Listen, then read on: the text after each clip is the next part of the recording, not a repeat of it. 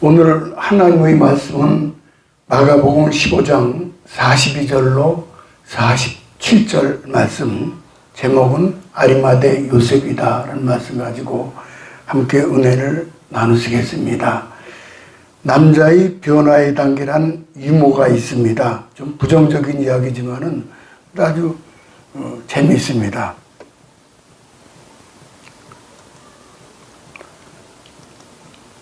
남자의 유모다. 여자가 남자에게 전화를 걸었을 때 나타내는 남자들의 반응을 보면은 두 사람 사이의 관계를 어느 정도까지 알 수 있다고 그래요. 사랑하기 시작한 지 얼마 안 된 초반기에는 전화가 왔을 경우에 뭐라 그런 거 아니?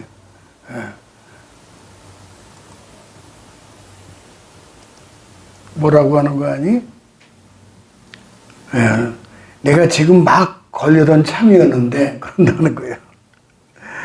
그리고 뜨겁게 사랑할 때는 지금 어디야? 내가 곧 갈게. 그런다는 거예요. 지금 어디야? 그러다 과도기가 되면은 내가 나중에 다시 걸면 안 될까? 이런다는 거예요.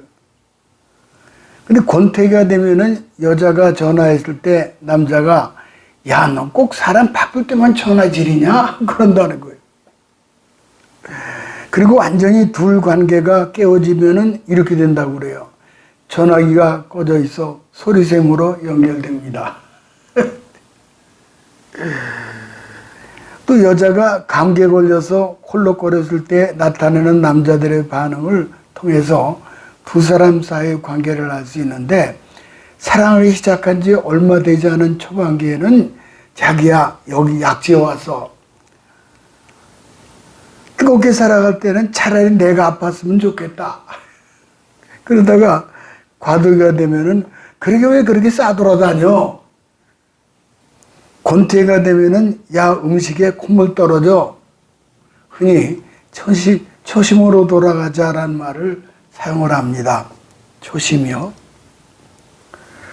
한자로는 초심은 처음 초자에 마음심자로 구성되어 있는데, 이 옷의와 칼도가 합쳐진 초자는 일의 시작을 뜻합니다. 그러니까 초심, 이 앞에 거죠. 이건 앞에 뭐냐면은 옷의, 이건 옷의고, 이거는 뭐냐면은 칼도자예요. 그래서 합쳐진, 그래서 일의 시작을 뜻하는 거죠. 도끼를 갈아 바늘을 만드는 것과 그것이 가능하냐, 그런 뜻이라는 거예요. 도끼를 갈아서 바늘을 만드는 것도 가능하다. 말이 그렇지 도끼를 갈아 바늘을 만든다는 것이 어디 쉬운 일입니까? 예수님은 성경에 보면은 첫사랑을 회복하라 그랬어요. 초심에 대해서. 교회사에 보게 되면 침체기에는 최벽교회로 돌아가자, 그런 구호를 외쳤습니다. 흔히 훌륭한 인물이 되고 중요한 과업을 성취하기 위해서는 세 가지 마음이 필요합니다. 첫째는 초심, 둘째는 열심, 셋째는 뒷심이죠. 그중 제일 중요한 것이 초심이죠. 초심 속에 열심과 뒷심이 담겨있기 때문입니다. 즉 초심에서 열심이 나오고 초심을 잃지 않을 때에 뒷심이 나온다는 그런 이치입니다. 초심은 처음에 다짐하는 마음으로, 거기엔 첫사랑의 마음, 겸손한 마음, 순수한 마음이 들어 있습니다. 그래서 초심은 결코 잃어버리지 말아야 합니다. 오늘 본문에 초심을 잃지 않은 사람 소개하는데, 그가 곧 아리마대 사람, 아리마대 요셉이라는 사람이에요. 아리마대 사람 요셉.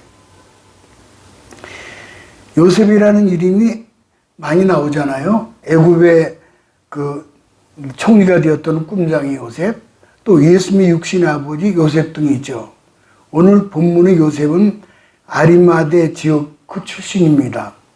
예루살렘에서 북서쪽으로 약 30km 지점에 위치한 라마다임이라는 곳이 불리웠던 이 마을은 원래 사무엘의 고향이기도 합니다. 그래서 그는 항상 아리마대 요셉을 불리웁니다. 오늘의 그의 초심과 신앙과 열심과 뒷심을 이제 차례로 살펴보고자 합니다. 첫째, 아리마대 요셉은 숨은 제자였어요. 일종의 007 제자예요. 숨은 제자. 복음서를 보면 아리마대 요셉은 예수님의 십자가 사건이 일어나기까지 이름이 언급되지를 않아요. 그러다가 십자가 사건 이후 본문에서 갑자기 등장하죠. 무슨 뜻입니까? 아마도 그는 자신의 정체를 숨기며 살아오지 않았는가. 예수님이 비밀 제자였을 가능성이 크다는 거예요.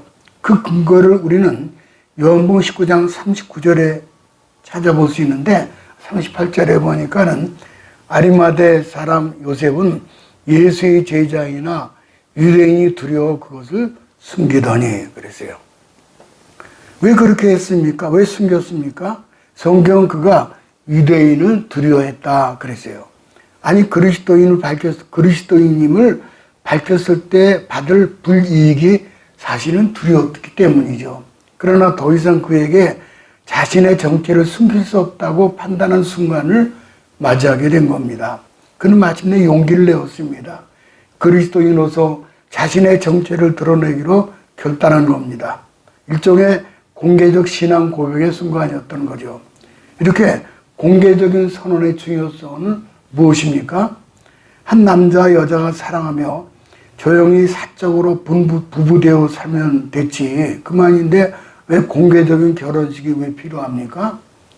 이렇게 결혼식을 왜 해야 합니까? 공개적인 선언이 이들 부부됨을 자유롭게 하기 때문입니다. 이제 그들은 더 이상 숨어 다닐 필요가 없습니다. 신앙도 마찬가지예요.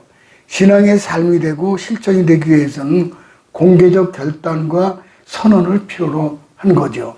그래서 예수님은 부인함과 시인함에 대해서 아주 중요한 말씀 일찍이 말씀해 주셨죠.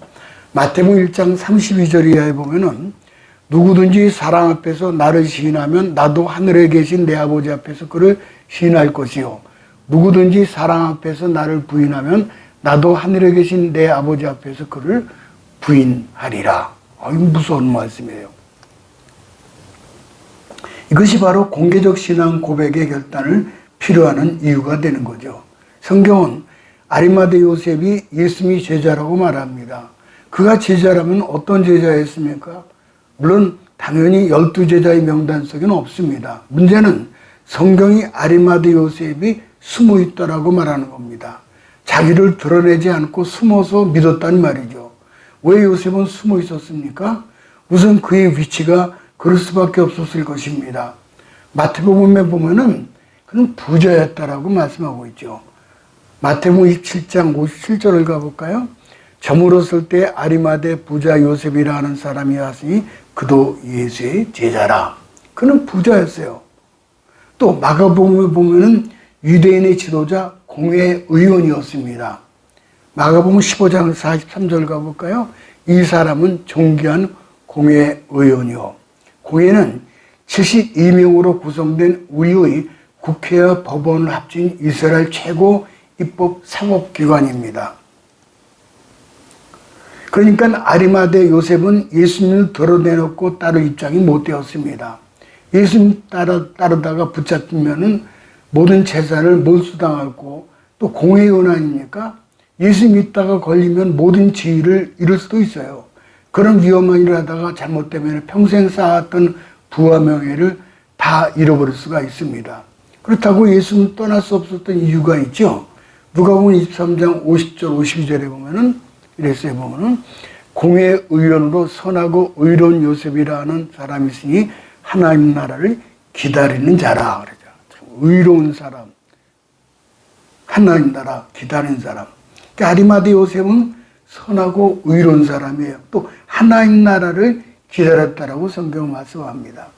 유대인으로서 메시아를 기다린 거예요. 하나님 나라가 예수님을 통해서 이루어진다면 안 믿을 수가 없죠. 혹시 그토록 기다렸던 메시아가 예수님이라면, 이스라엘을 구속할 자가 예수님이라면 예수님은 버릴 수 없어. 바로 이 믿음 때문에 아리마대 요셉은 먼 발치에서 예수님을 따라왔던 것입니다. 여러분도 예수님을 숨어서 믿지는 않습니까? 마음으로 생각으로 예수님이 옳고 그 말씀이 맞지만 본격적으로 그를 믿으면 뭔가 손해볼 것 같고 또 끝까지 잘할 자신도 없어서 어정쩡하게 숨어서 믿는 분은 안 계십니까? 신학교 다닐 때 농촌에 전도 나가잖아요. 한 할아버지가 예수 믿으라고 권했더니 할아버지가 이러는 거예요. 청년, 예수 믿는데 비용이 얼마나 더? 그러면서 담배값 정도 드는가? 아, 그럴지도 모르죠. 그러면 그렇게 하면 그 정도면 믿을만해 하네. 그 노인은 아마 주일만 헌금은 얼마나 하면 되겠느냐 물었을 것입니다. 그러나 예수님을 따르는 것은 주일날 헌금하는 것보다 훨씬 큰이라는 것을 그는 몰랐던 겁니다. 우리가 지불할 만큼 예수를 믿어요. 담배값 정도 지불하면은 담배값 정도 예수를 믿고 그 이상 지불하면은 그 이상의 예수를 믿게 되는 거죠. 근데 그 이상하기는 어렵죠. 이거는 그 이상하게 되면 손해가 되고 잃어버릴 것이 있다는 생각 때문입니다. 그런데 성경은 아리마대 요셉이 다만 숨어 있었던 것이 아니라 두려워서 숨어 있었다고 그랬죠.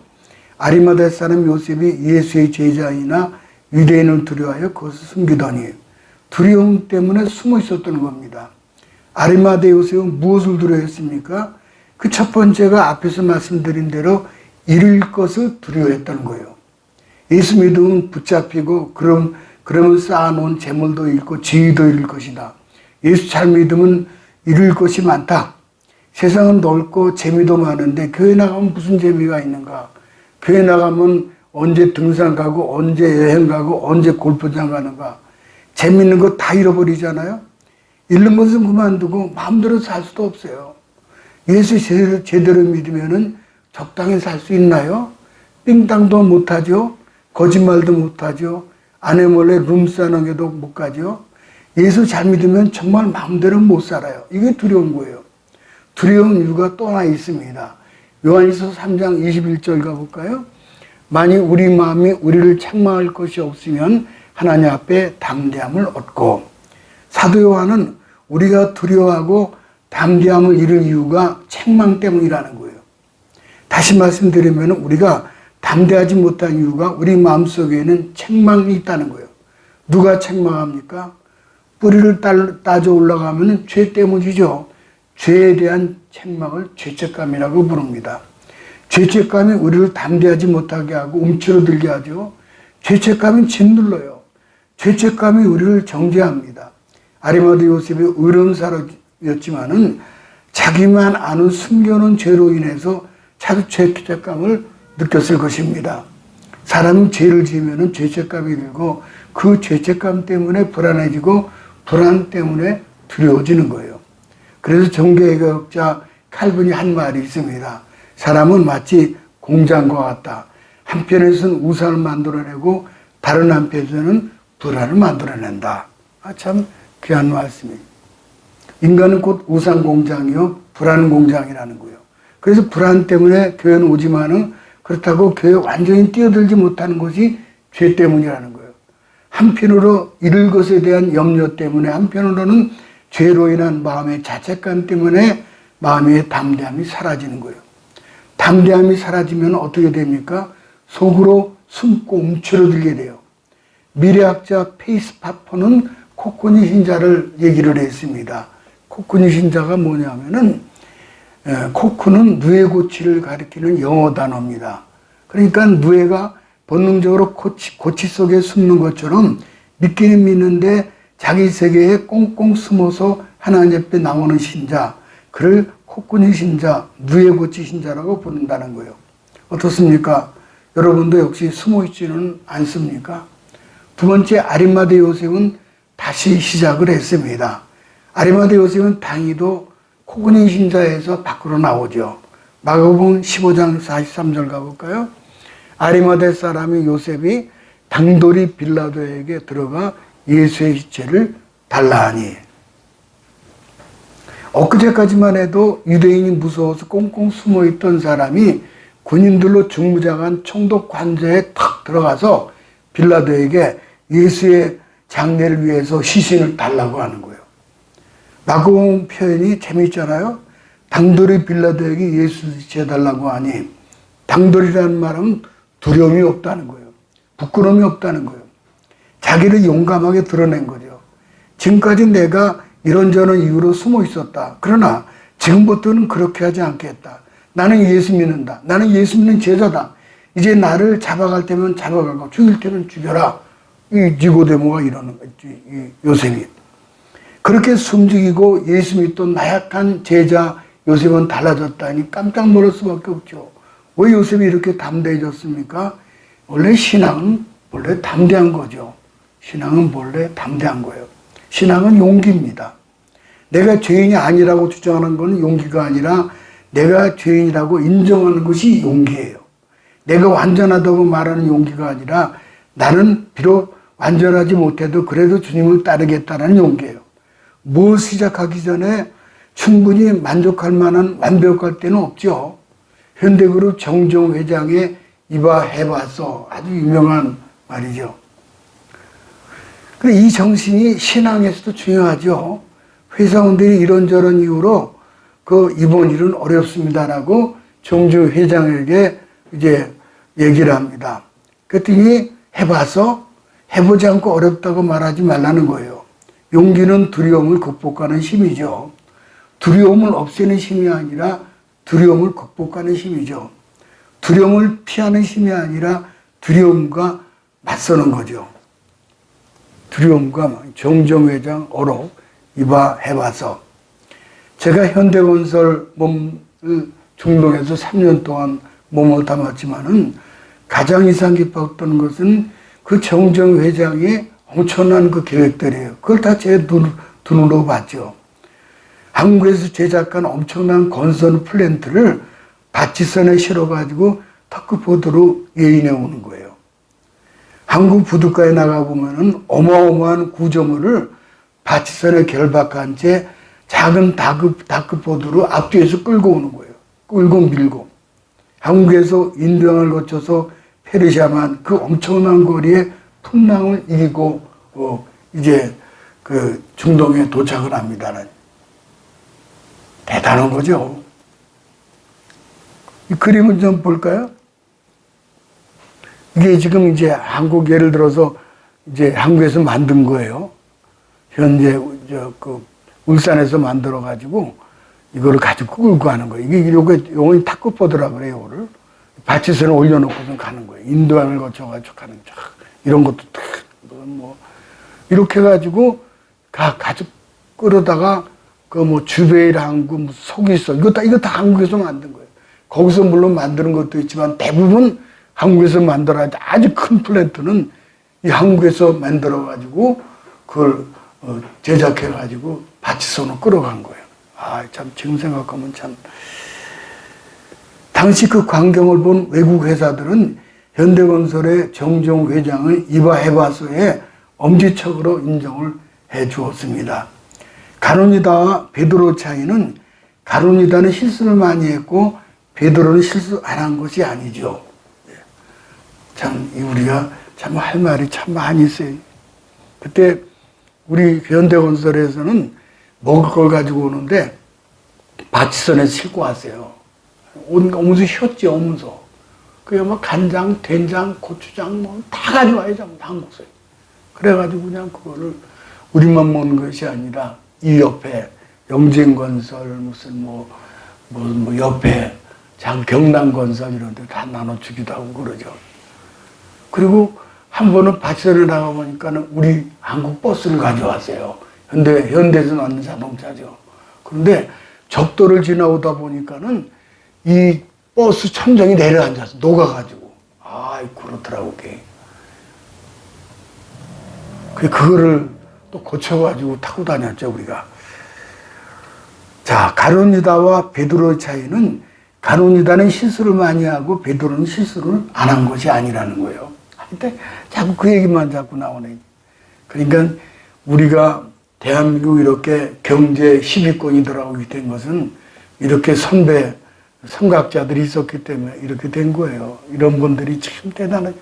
이분들 이병철 회장 다 난 분들 아니에요. 이분들이 다 월남전에서 돈 보낸 거 포항제철 짓고 경부속도로 놓고 다 그랬죠. 이렇게 해서 이게 보세요. 이게 엄청난 아마 이제 그 석유를 이렇게 정제하는 과정 그런 플랜트를 하는 거지. 이렇게 참 세워. 한국서 갔다 가다 만들어다. 그러니까 대한민국 이렇게 먹고 사는 거예요. 경제 시비가 그냥 된 게 아니에요. 가론유다 베드로 차이 볼까요? 자, 베드로와 가론유다. 가론유다는 예수를 팔았고 베드로도 예수를 3번이나 부인했죠. 문제는 가론유다는 실수한 자신을 못 받아들였고 베드로는 실수한 자신을 받아들였다는 거예요. 가론유다는 자신을 용서하시는 하나님을 신뢰할 용기가 없었고 베드로는 자신을 용서하는 하나님을 신뢰할 용기를 가진 거예요. 담대함의 기초는 하나님을 신뢰하는 거예요. 불행히도 가론유다는 예수님 판 자기를 바라보았고 다행히도 베드로는 우리보다 크시고 모든 것을 아시는 하나님을 바라본 거죠. 그래서 가론유다는 실패했고 베드로는 성공한 거예요. 죄 짓고 자살하는 것이 용기가 아니라 죄 짓고 회개하는 것이 진짜 용기죠. 죄 짓고 하나님으로부터 멀어지는 것이 용기가 아니고 죄 짓고 하나님께 돌아가는 것이 진짜 용기죠. 부모님 속속이고 집 나간 자식이 용기 있는 자식이 아니라 부모님 속속이고도 울면서 그 품으로 돌아오는 것이 용기 있는 자식이에요. 돌아온 탕자. 100% 말씀대로 살고 나는 말씀대로 살았다라고 말하는 용기가 아니라 말씀대로 못 살고 자주 세상에 넘어지지만 그래도 나는 하나님께 돌아갈 거야 하는 것이 거의 진정한 용기예요. 미국의 저명한 사회학자이며 신학자이기도 한 토니 캄플러 박사가 90살 이상 장수한 사람들 대상으로 다시 한번 태어난다면 어떻게 살겠습니까? 라고 물었어요. 이분들 대답에는 2가지 공통점이 있습니다. 첫째는 용기 있는 삶이에요. 용기가 없어 불의와 타협하는 것이 얼마나 어리석은 것인지 세월이 흐를수록 알게 됐다는 거예요. 사람이 눈치를 보느라 인생을 허비했기 때문이죠. 다시 도전하는 용기 있는 인생을 살고 싶다는 것이 90세 이상 되신 분들이에요. 또 하나는 죽음 후 남기는 삶이에요. 더 많은 돈, 더 많은 성공, 순간의 즐거움은 아무리 누려도 죽을 때가 다가오면 그건 아무것도 아닌 걸 알게 됩니다. 죽음과 함께 모든 것이 사라지고 허무한 삶이 아니라는 가치 있는 삶을 남기고 싶다는 거예요. 그들은 앞에 있는 천국 위에서 예수님께 소망의 영혼의 닻을 내린다라고 고백을 했죠. 영혼의 닻. 우리의 소망은 영혼의 닭 같아서 앞에 있는 소망을 향해서 간다. 마지막 3번째, 아리마대 요셉은 최선의 것을 드렸죠. 아리마대 요셉은 예수님이 장례식에 드린 헌신은 뭡니까? 예수님께 자신의 새 무덤을 드린 일이죠. 이 무덤은 자신이 사용하기 위해서 미리 준비한 새 무덤이었습니다. 마태복음 27장 17절에 바위 속에 판 자기 새 무덤에 넣어두고, 그것은 아직 아무도 사용한 일이 없는 새 무덤이었습니다. 당시 평민들은 누군가를 사용한 무덤을 다시 잘 정리해서 사용함이 보편적인 관습이었습니다. 그럼에도 불구하고 요셉은 자신이 주님이라고 고백한 그분에게 자신이 들어가 누울 그 무덤에, 자기 새 무덤에 최고의 것을 하나님께 드리게 된 거예요, 예수님께. 이런 최고의 헌신으로 신약 성경의 마지막을 장식하잖아요. 주님의 큰 제자로 기록됩니다. 구약에서부터 가르쳐온 일관성 있는 재물의 드림의 헌신의 정신은 언제나 첫 번째 것이에요. 그렇죠? 첫 번째 것. 그 다음에 새 것. 그리고 흠없는 것이에요. 어떻습니까? 우리는 정말 첫째 것으로, 새 것으로, 그리고 최선의 것으로 주님과 하나님 나라를 섬기고 있습니까? 아리마대 요셉은 아마도 구약을 잘 알고 있었을 것입니다. 이사야 53장 9절을 가볼까요? 그 무덤이 악인과 함께 되었으며 그 묘실이 부자와 함께 되었도다. 아리마대 요셉은 큰 충격을 받았습니다. 예수님과 요셉이 태어나기 이전 690년 전 하나님의 사람 이사야 선지자가 성령에 감동되어 예언한 이 말씀이죠. 그 부자의 무덤이 자기의 무덤이었던가? 참 기가 막히죠. 이것을 신학적으로 하나님이 예지, 예정, 섭리라고 말합니다. 예지, 예정, 섭리예요. 아마도 이제 예수님이 태어나기, 그러니까 예수님과 요셉이 태어나기 690년 전, 그 BC로 가는 거죠. 아마도 그는 하나님이 자기를 사용하시는 그 원대한 계획에 그냥 두 다리 쭉 뻗고 대성통곡하면서 하나님께 감사했을 거예요. 아니 695년에 이사야서에 기록된 그 부자가 자기라는 거예요. 아이고 세상에. 아니 내가 지금 690년 전에 자기를 예언하고 태어나지도 않았는데 예언하는 거예요. 그러니 얼마나 감사했겠어요. 아리마다 요셉의 헌신에 감동받은 같은 공회 의원 니고데모와 함께 향품을 준비하고 정결한 세마포를 준비해서 장례를 모시잖아요. 이렇게 위에 거는 니고데모고 아래는 아리마다 요셉이고 여인들이죠. 장사한 지 사흘 만에 예수님 부활하실 것에 대한 소망은 전혀 없었죠. 이 당시만 해도 뭐 부활할 거는 모르는 거죠. 그래도 향품을 준비하고 정성스럽게 장례를 모셨죠. 다만 예수님 십자가 사랑에 감격해서 장례를 모셨고, 다만 주님은 여기서 안식하다가 언젠가는 일어날 것이라 그건 알았죠. 마침내 그는 하나님 나라를 우리 가운데 완성하실 것이라. 요셉은 그렇게 하나님 나라를 기다리는 사람이었어요. 다가오는 하나님 나라, 그 영원하신 하나님 나라를 위해서 그는 기쁘게 가까이 기꺼이 자기의 새 무덤을 드렸던 겁니다. 자기의 재산을 드리는 것이 가장 소중히 여겼던 것으로 드린 거죠. 그는 이제 지상의 부여를 찾는 사람이 아닌 저 영원한 명예, 하늘의 부여를 찾는 사람이었습니다. 땅의 명예, 땅의 이름을 구하는 사람이 아니라 하나님이 인정하시는 명예, 사람들은 나를 몰라주어도 좋다. 아니 나는 사람들에게 왕따를 당하고 사람들에게 버림을 당하고 사람들에게 거절을 당하고 나는 지금까지 모든 것을 다 잃어버릴지도 모른다. 그러나 우리 주님 나를 알아주신다면은, 하나님께 쓰임받을 수 있다면은 하나님 나라가 오게 하는 일에 자기의 모든 것을 주께 드리기 시작을 하는 거예요. 그리고 그의 인생은 빛깔을 달리하죠. 그의 삶은 변하기 시작합니다. 그는 붙잡히기 시작합니다. 쓰임받기 시작을 해요. 그의 인생을 역동하면서 그의 삶을 찬란한 빛깔로 능력으로 채움받고 성령 충만을 경험하기 시작합니다. 왜냐하면 그의 시선은 더 이상 중간점 이 땅에 있는 것, 지나가 버릴 명예, 지나가 버릴 이름, 지나가 버릴 부여에 관심이 있지 않습니다. 이 세상 정욕도 지나가도 오직 하나님의 뜻을 행하는 이는 영원히 거하느니라. 그의 선택, 그의 결단은 영원을 향한 선택이었고 영원한 결단이었습니다. 요셉의 본격적인 변화는 성경학자들은 복음서에 드러난 대로 십자가 아래에서 예수를 만났기 때문이라고 이제 신학자들은 말을 합니다. 누가복음 23장 34절 가볼까요? 아버지여 저들을 죄를 사하여 주옵소서 그랬어요. 근데 그때 예수 십자가 못 박힐 때에 많은 사람이 있었는데 모든 성경학자들은 이 중에 그 니고데모, 아리마다 요셉이 거기 있었다는 거예요. 예수님의 기도는 깜짝 놀라게 하죠. 죽어가면서 기도를 하는 거예요. 아버지여 저들의 죄를 사하여 주옵소서. 그 기도는 자기를 십자가 못 박은 사람을 용서해달라는 기도였죠. 그러면서 다 이뤘다라고 그래요. 아니 무엇을 다 이뤘단 말인가. 예수님 십자가에서 이룬 것이 있는 것이 아니라 생명도 희망도 자존감도 다 잃어버렸잖아요. 심지어 옷까지 다 뺏겨가 버렸어요. 근데 다 이뤘다니. 그는 가슴이 뛰었고 그래서 빌라도에게 달려가서 예수님의 시신을 구한 겁니다.